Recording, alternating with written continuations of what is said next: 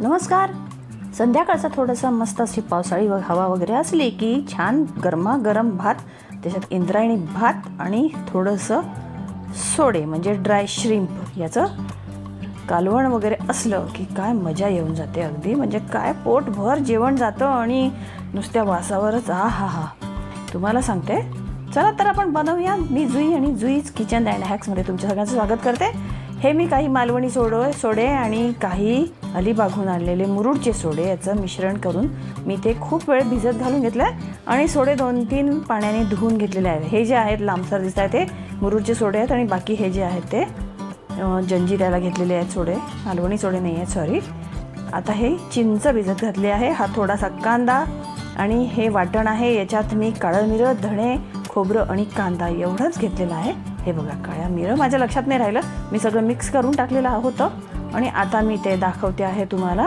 तर चलो इसको और ज़्यादा एकदम बारीक कर लेते. आणि हे वास बीस छानपैकी आल्यामुळे यांना सोड्याचा आधीच वास वगैरे येऊन जातो. ही ठाण मांडून बसलेले आहेत माझ्या पायाशी, कुठून तरी पाण्यात धिंगाणा करून आलेले आहेत. हे बघा, गळा बिळा असा सगळा बहुतेक गच्चीवर गेली होती मंडळी. आई ग, छे छे छे छे छे, काय हे सजोई? अरे बापरे, बरं बरं बरं बरं बरं बरं मी त्याच्याकडे कॅमेरा नेल्याबरोबर तो लागला बदमाशी करायला. तर आपण हे भांड्यामध्ये आता फोडणीला घालूया. त्या भांड्यामध्ये मी नुसताच कांदा घातलेला आहे. तुम्हाला आधी सांगितल्याप्रमाणे की खोबऱ्याचं तेल हे आपण वरतून टाकायचं आहे. खोबऱ्याच्या तेलाचा बॉइलिंग पॉईंट अतिशय कमी असतो, त्यामुळे ते लगेच जळतं आणि त्याची टेस्टच बदलून जाते. सो आपण ही ट्रिक करायची आहे की खोबऱ्यावरती खोबऱ्याचं तेल वरून टाकायचं आहे. फोडणी आपण नेहमी घालतो तशी खोबऱ्याच्या तेलात घालू नये फोडणी. आता ह्याच्यामध्ये बॅडगी मिरचीचं तिखट, हळद आणि सोडे घालायचे आहेत. दोन्ही प्रकारचे तिखटं घालून घेतलेली आहेत मी. आणि काही नाही, याला मसाले सूट होत नाही. तुम्हाला मी परत सांगते की सी फिश किंवा फिश म्हणजे सी फिशलाच अतिशय मसाले सूट होत नाही. याला फक्त काळं मिरं आणि धणे एवढंच सूट होतं मसाल्यामध्ये. बाकी अदर आपले जे शाही मसाले आहेत ते घालण्याचा प्रयत्न करू नये. चिंच टाकून घेऊ आपण याच्यामध्ये, चिंचेचा कोळ. आणि याला 15 मिनटं चांगल्यापैकी शिजू द्यायचं आहे. साध्या प्रॉन्ससारखं हे पटकन शिजत नाहीत, याला छानपैकी शिजू द्यायचं आहे. आता हे मीठ पण टाकून घेते आहे मी याच्यामध्ये. आणि याला आपण झाकण ठेवून हवं तर झाकणावर पाणी टाकून मस्त 15 मिनटं शिजू देऊया मंद आचेवर अगदी. ये देखो.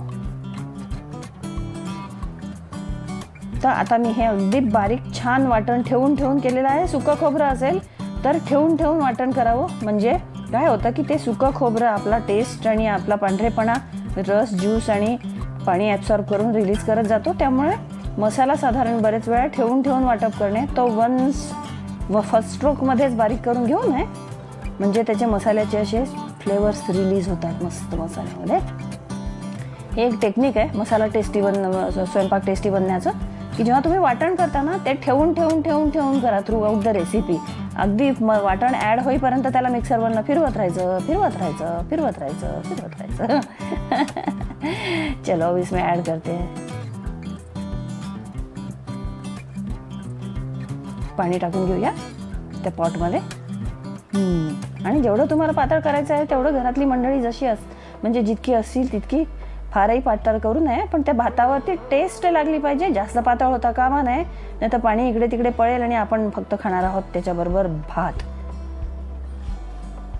आणि शक्यतो इंद्रायणी भात असेल तर बेटर. मी याच्यात मीठ टाकून घेतलेलं आहे. आता इंद्रायणी भात कसा असा चिकट असतो, फडफडीत भात साधारण याला मानवत नाही या रश्श्यामध्ये. आता आपण थोडंसं तेल वरून टाकून देऊया, खोबऱ्याचं तेल. मस्त टेस्ट येते. थोडंसं कचवट खोबऱ्याचं तेल वरून टाकलं की. नारळ असेल तर नारळ फार बेटर, पण मला आता सापडला नाही कारण माझ्याकडे खूप सारे नारळ मी आणून ठेवून देत असते. मग बरेच दिवसामध्ये आणणं नाही झालं आणि दिवाळीच्या वेळेला नारळ आणले होते ते नंतर खराब होतील या भीतीने लवकर संपवले गेलेले आहेत. मी कोकणातनं नारळ एकदम आणत असते बरेचदा, इथनं पण आणते पण बरेच दिवसात आणलेले नाही आहेत. सो खोबरं टाकलंय मी. चला आता याला एक मस्तपैकी उकळी आलेली आहे. आता आपण याच्यावर झाकण टाकून गॅस बंद करून देऊ आणि माझं भात तयार आहे. सो आपण डायरेक्ट आता जेवायला बसूया. ये हुई बात. चलिए भाई. अरे ही आता झोपलेलीच आहे, अजूनही पसरा उठायचं. ए चेरी, अगं उठ ग पिले. ए सोनू, उठी उठी कलून घ्या, चला बाबा कालायचे. ढिम्म ऐकत नाहीत ही बाबा.